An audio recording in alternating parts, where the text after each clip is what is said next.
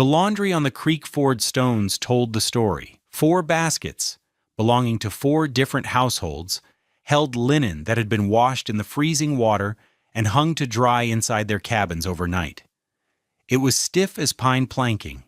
Every sheet and shirtwaist was a sculpture of frost, the fabric bonded solid by the ice that had formed within its own fibers. It would have to be thawed near the fire, carefully, to prevent tearing. This was the known physics of January in the Wabash Valley. Then there was Sarah's basket. Her linen, folded loose and dry, was soft. It moved with the slight breeze coming off the frozen creek. It smelled of soap and wood smoke, not the metallic bitterness of ice. Mrs. Caudle, the postmaster's wife, picked up one of Sarah's pillowcases. She worked it between her raw, red fingers. It was pliable. It was textile. It was simply dry. The other women stopped their work, their own frozen laundry forgotten. The sight was impossible, a violation of the rules of winter. In 1864, in a cabin heated by a wood fire, you could have warmth or you could have dry air, but you could not have both. Every drop of moisture boiled from the kettle or breathed from human lungs found the coldest surface and clung to it as frost. To dry laundry indoors was to freeze it indoors. Yet here was proof to the contrary. "Where did you hang this, Sarah?" Mrs. Caudle asked, her voice low and sharp with suspicion. Sarah, a war widow who boarded with the Pritchard woman, simply pointed back up the path toward the small claim on the rise. "By the wall," she said. The source of that impossible warmth, the reason for that soft linen, was smeared 1.5 inches thick over every interior log of Hannah Pritchard's cabin. It was a plaster made from cow dung, water, and slaked lime. The women at the creek ford knew this. The entire settlement knew it. They had smelled it curing all through the late summer. They had talked about it on their porches, discussed it after services, and held their noses when the wind was right. They called it foolishness, filth, and an invitation to every worm and rat in Indiana. They pitied the poor widow Sarah for having to live in it. Now in the heart of a brutal freeze, that same foul plaster had produced a small, quiet miracle on laundry day. A miracle that was forcing them to question everything they thought they knew about keeping a body warm. I'm going to tell you the story of Hannah Pritchard, and I promise that by the end of it, you will understand the physics of why a material everyone dismissed as waste became one of the most effective insulation and air sealing systems on the frontier. You will learn about thermal mass, fibrous insulation, and the chemistry of lime. And in return for that knowledge, all I ask is that you take a moment to click the subscribe button and leave a comment below. Let us know about an old technique or piece of wisdom from your own family's history. We read everyone. Hannah Pritchard was not a frontierswoman in the way the Wabash Valley understood the term. She was not the wife of a corn farmer or a hog drover. She was not born to the rhythms of breaking sod and planting bottomland. Before Indiana, her world had been the Allegheny Mountains of Pennsylvania, in a small Welsh dairy settlement near Ebensburg. Her hands were shaped not by an axe handle, but by the worn wood of a milking stool, the cold steel of a milk pail in winter, and the smooth, familiar curve of her father's plastering trowel. She was a dairy smallholder's daughter. Her father, Owain, was a man who understood the bond between an animal's health and the quality of its shelter. He was a byre builder, a constructor of cow barns, and his reputation rested on a simple fact. Owain Pritchard's calves did not die in the winter. While other farmers lost newborns to the damp, lung-seizing cold, his remained healthy. The secret was not in the logs he used, but in what he coated them with. He used a thick, fibrous plaster of lime and dung to seal the byre's walls. From the age of 11, Hannah was his apprentice. She learned the feel of the mix, the exact shade of gray-green that meant the consistency was right. She learned the smell of lime as it slaked, a clean, sharp scent that cut through the heavier odor of the dung. Her father had a tool, a wooden trowel gauge he'd made himself, marked with a notch for the perfect 1.5-inch thickness. Before every new coat of plaster, he would tap it twice on his hip, a small, unconscious ritual of readiness. Hannah picked up the habit. She carried that same gauge now, tucked into the belt of her work dress, its wood darkened by the oils of 2 sets of hands. The tension between them was not in the work, but in the world beyond it. Owain saw her future tethered to the dairy, married to a local boy, her life unfolding within the familiar hills of Cambria County. Hannah saw the maps in the newspapers, the talk of quarter sections of land available for any soul brave enough to claim them. She wanted her own place. He called it foolish. A woman alone? On the frontier? You are a dairymaid, Hannah, not a man with an axe. Their argument was a low, simmering thing that lasted for years, a clash of love and ambition. It ended without resolution when he died of a lung fever in the spring of '62.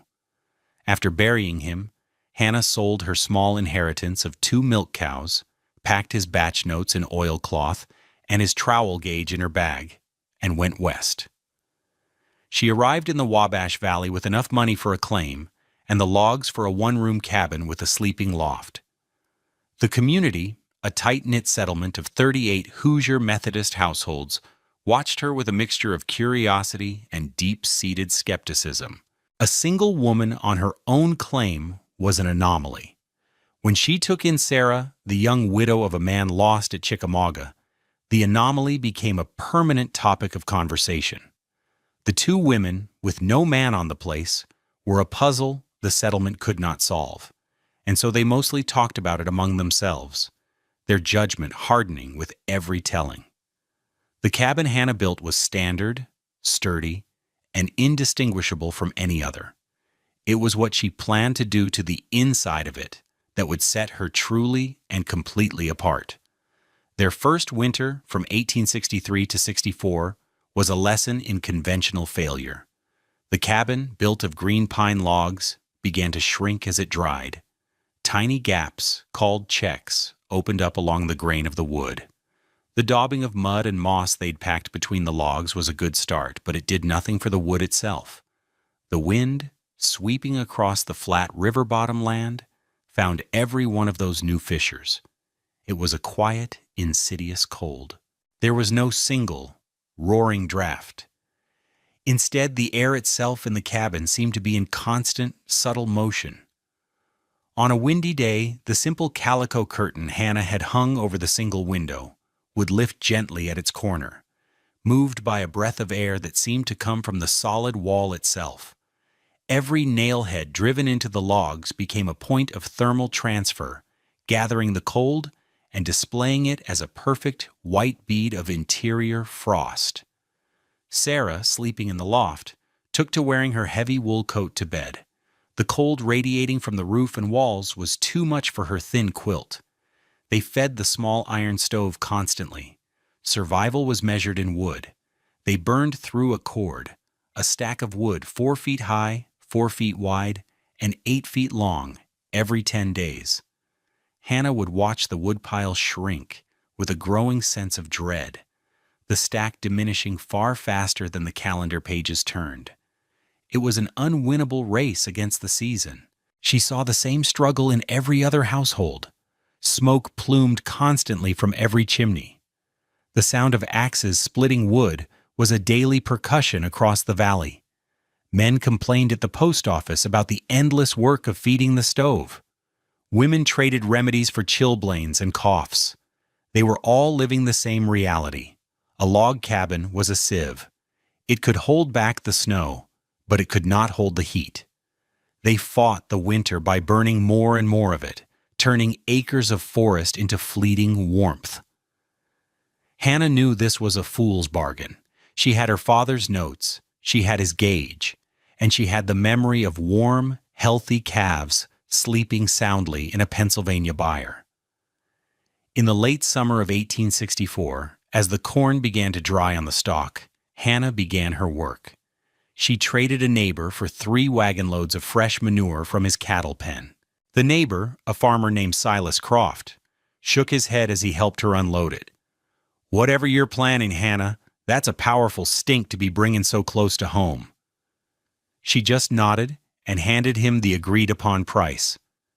She mixed the dung with water in a large wooden trough until it was a thick, fibrous slurry.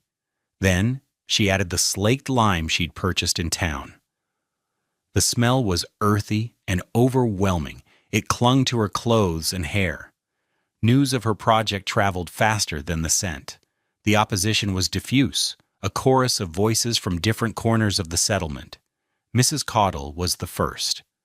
"It's unnatural," she declared to a small audience at the post office. "Bringing barn filth into a Christian home. It will draw flies in the summer and vermin in the winter. Mark my words." Another neighbor, Jedediah Hale, stopped by on his way back from the grist mill. He leaned on the fence, watching her work for a long moment. "I tried banking my smokehouse with dung one year," he offered, his voice heavy with the certainty of experience. "Thought it'd hold the heat for the cure. It rotted the bottom logs, clean through in 2 seasons. The whole structure stank so bad of mold you couldn't stand to be near it. That stuff bores into the sap channels, Hannah. It'll poison your wood." At the creek ford, 3 of the settlement wives spoke just loud enough for Sarah to hear as she filled her water buckets. Poor thing. First her husband, now this. Living in a stable. Even Reverend Yoakum weighed in from the pulpit, not mentioning Hannah by name, but preaching a sermon on the clear and necessary separation between the world of man and the world of beasts, and the importance of cleanliness in the home as a reflection of purity in the soul. Through it all, Hannah worked. She ignored the stares, the whispers, the well-meaning and ill-intentioned advice.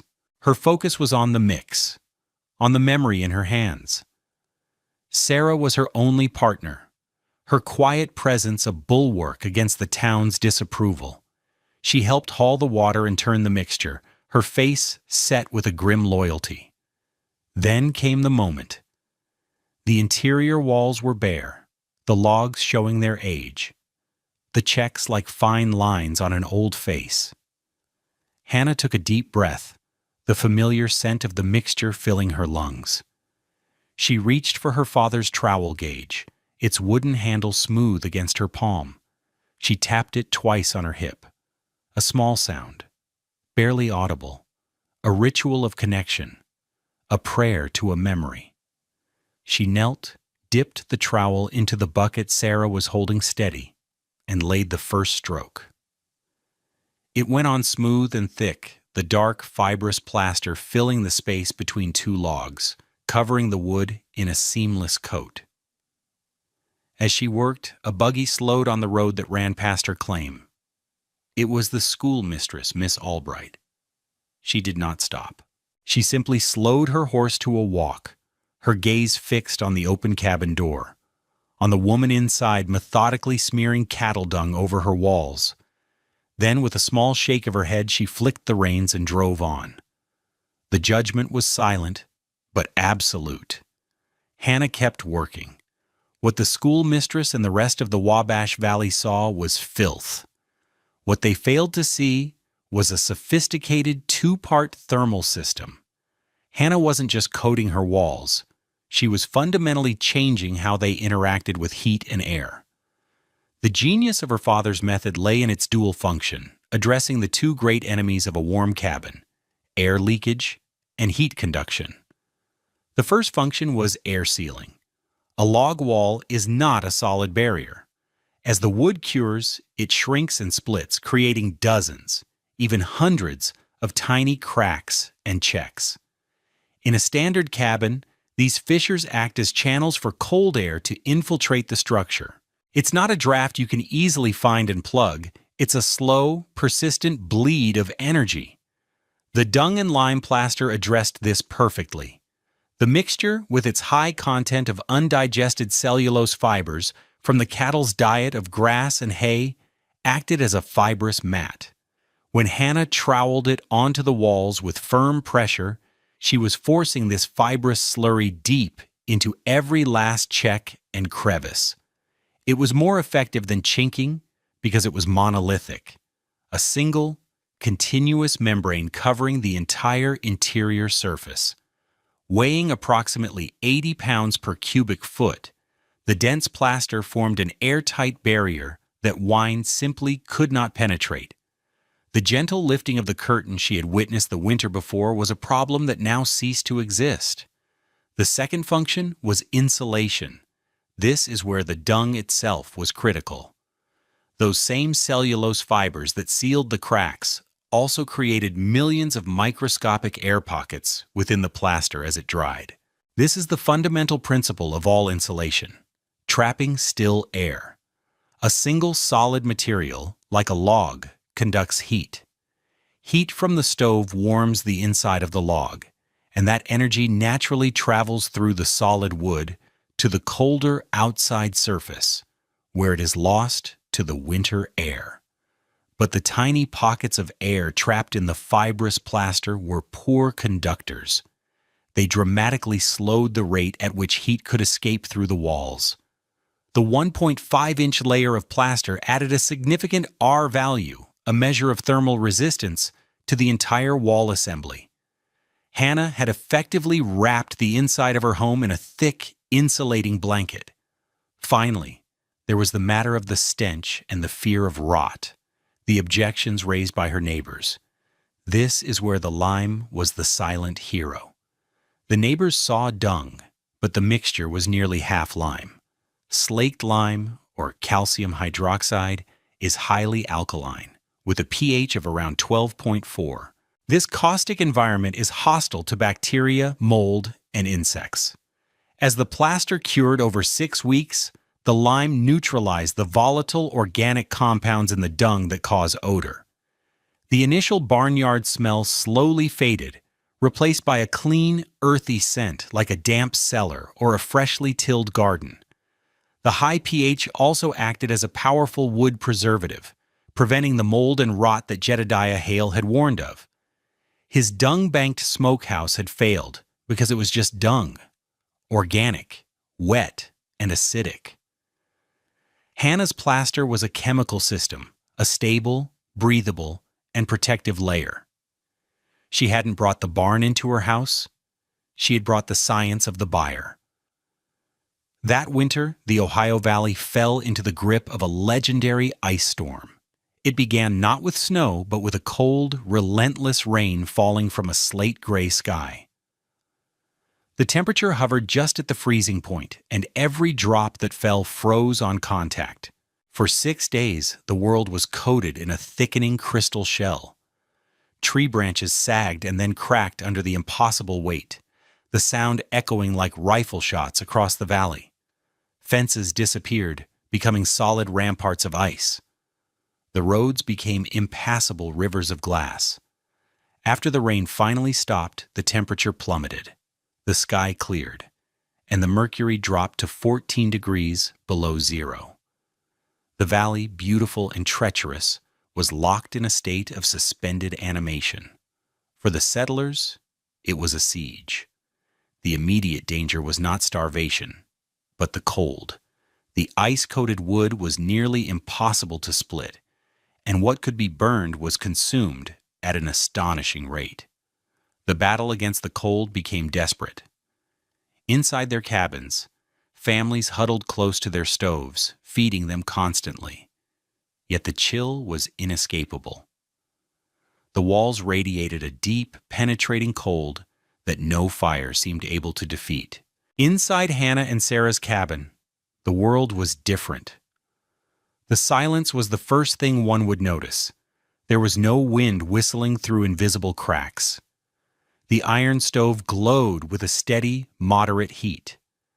Hannah was not feeding it every few minutes, but adding a log only every hour or so. The half-cord of wood they had stacked inside before the storm looked barely diminished. The proof of their comfort was in the small, mundane details of life. Sarah sat at the small table, mending a tear in her dress. She was doing it with bare fingers, her needlework precise and untroubled by shivering. On a small shelf near the door, the bucket of water drawn that morning had no skim of ice on its surface. The air was cool, a comfortable 56 degrees, but it was a still dry cool. It was the air of a protected space, not the damp, drafty chill of a shelter under assault. They could hear the constant, frantic chopping of axes from the neighboring claims, the sound sharp and brittle in the frozen air. They knew what that sound meant. It was the sound of men burning through their wood piles at a terrifying rate, the sound of a losing battle. Hannah went to the window and looked out at the glittering, hostile landscape. She touched the wall beside the window frame. It was cool, but it was not cold. It did not feel like a part of the outside world that had forced its way in. It felt like a barrier. It felt like a shield. She thought of the calves in her father's byre, safe and warm, and for the first time she felt a certainty that reached deeper than hope. The wall held. The thaw came a week later, and with it, a return to the communal life of the settlement. Laundry could not wait. The women gathered at the creek ford, their usual meeting spot, a place of work and quiet commerce of news and gossip. The mood was grim. They spoke of the storm, of felled trees and lost livestock. They complained of the cold that had settled deep into their bones, a chill that lingered long after the storm had passed. Their hands, plunged into the near-freezing creek water to rinse the clothes, were cracked and bleeding. Sarah arrived late. Her basket of Hannah's and her own laundry balanced on her hip. She took her place at an open spot on the stones and began her work, nodding a quiet greeting to the others. She did not join their chorus of complaint. There was nothing for her to complain about. The revelation came hours later, after the washing was done, and the women were gathering their things. It was Mrs. Caudle who noticed first. Sarah was folding her dry laundry, not damp, not half-frozen, but fully, pliably dry. "You didn't wash that today," Mrs. Caudle stated. It was not a question. It was an accusation. "Yes, I did," Sarah replied calmly, not looking up from her folding. The other women, Mrs. Hale, Mrs. Croft, and the schoolmistress, Miss Albright, drew closer. They looked from Sarah's basket of soft folded linen to their own, filled with stiff, icy sheets that would need to be draped over chairs near the fire for the rest of the day. The contrast was absolute. It was a physical fact that could not be reconciled with their shared experience. "Then where did you hang it to dry?" Mrs. Hale demanded. Sarah finished folding a shirt, her movements unhurried. She looked up and met their gazes. She pointed up the hill. "By the wall?" she said. Mrs. Caudle stared, her mind working, trying to connect the impossible result with its impossible cause. The filthy plaster, the summer-long stench, the foolishness of the Pritchard woman, her certainty, solid as the ice in the creek, began to fracture. "Say that again," she said, her voice barely a whisper. "I hung it on a line strung between two pegs," Sarah explained, her voice even and clear, about a foot from the north wall. It was dry by morning. The schoolmistress, a woman who dealt in facts and figures, who understood that cause must precede effect, set her own heavy basket down on the stones. She looked at Sarah's hands, which were chapped but not bleeding. She looked at the soft pillowcase lying on top of the basket. She looked toward Hannah's cabin, where a thin, lazy curl of smoke rose from the chimney, not the thick, panicked plume of a stove being desperately fed. She did not pick her basket back up. The physical evidence before her was too powerful. It proved not only that Hannah's method worked, but that her own knowledge of the world was incomplete. In the silence that followed, a truth settled over the women at the creek ford, cold and clear as the water at their feet. They had been wrong. News of the Laundry Day miracle spread not like wildfire, but like a slow thaw. It was carried home in baskets of stiff laundry and whispered over dinner tables. It was a story told by women, a domestic proof that was more convincing to the other wives than any argument a man could make about BTUS or cordwood consumption. The men were skeptical, but their wives were insistent. They had seen Sarah's linen. That spring, after the ground dried, Silas Croft's wife, Martha, was the first to act. She asked Hannah for the recipe. Hannah, holding her father's oilcloth notes, gave it freely, explaining the ratios, the curing time, the importance of the thickness. By April, 5 households, including the Crofts and the Hales, had plastered at least one of their cabin's interior walls, usually the north wall that faced the prevailing winter wind. The adoption was not universal. Reverend Yoakum, seeing the trend as a turn toward the profane, delivered another sermon, this time more pointed, warning against pagan earthcraft and the folly of trusting folk wisdom over divine order. He intended to shame the community back to convention. The sermon had the opposite effect. 3 more families, who chafed under the Reverend's stern authority, decided to plaster their walls purely out of spite. If the Reverend was against it, there must be some good in it. The technique began to evolve. Jedediah Hale, having seen the lime's effect, experimented with adding hog hair to the mix for extra tensile strength, a common practice in conventional lime plastering. The innovation was no longer just Hannah's. It was becoming part of the valley's accumulated wisdom. They had mocked what they didn't understand, but survival had a way of humbling even the most certain. They had built walls to fight the wind. Hannah Pritchard had taught them how to build a wall that held the summer. The proof wasn't in a theory, but in the simple, undeniable comfort of a dry sheet on a cold morning. What Hannah Pritchard accomplished in 1864 was a remarkable feat of intuitive building science, anticipating principles that are now central to modern high-performance construction. Her dung and lime plaster was, in effect, an early form of a natural, vapor-permeable, insulated air barrier. Modern builders use sophisticated synthetic membranes and spray foams to achieve what Hannah did with farm waste. The principle of stopping air infiltration is now a cornerstone of energy-efficient design. The fibrous nature of her plaster served the same function as modern materials like dense-packed cellulose or mineral wool, trapping air to create an insulating layer.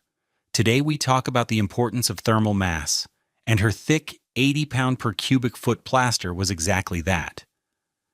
A dense material that could absorb and hold the heat from the stove, radiating it back into the room long after the fire died down. The natural building movement of the 21st century, with its focus on materials like cob, straw bale, and light straw clay, is in many ways a return to the very principles Hannah Pritchard deployed out of necessity, memory, and a deep, practical understanding of the materials at hand. In the quiet evenings of that second, warmer winter, Hannah would sometimes stand by the wall, her hand resting flat against its cool, dry surface. She would hold the wooden trowel gauge, its weight familiar in her palm.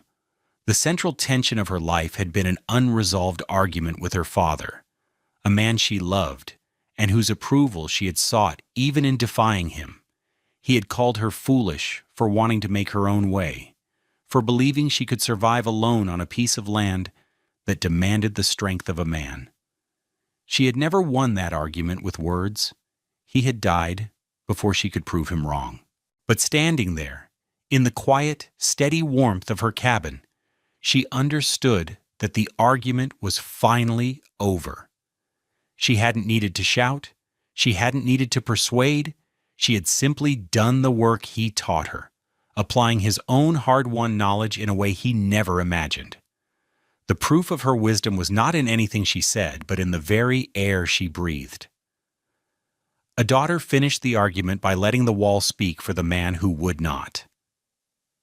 If you found this story of frontier ingenuity as compelling as I did, please consider subscribing to our channel and liking this video. It helps us to continue finding and sharing these lost histories of practical genius. And don't forget to comment below with your own family stories of clever solutions or unconventional wisdom. Thank you for watching. The information presented in this video is for educational and storytelling purposes only.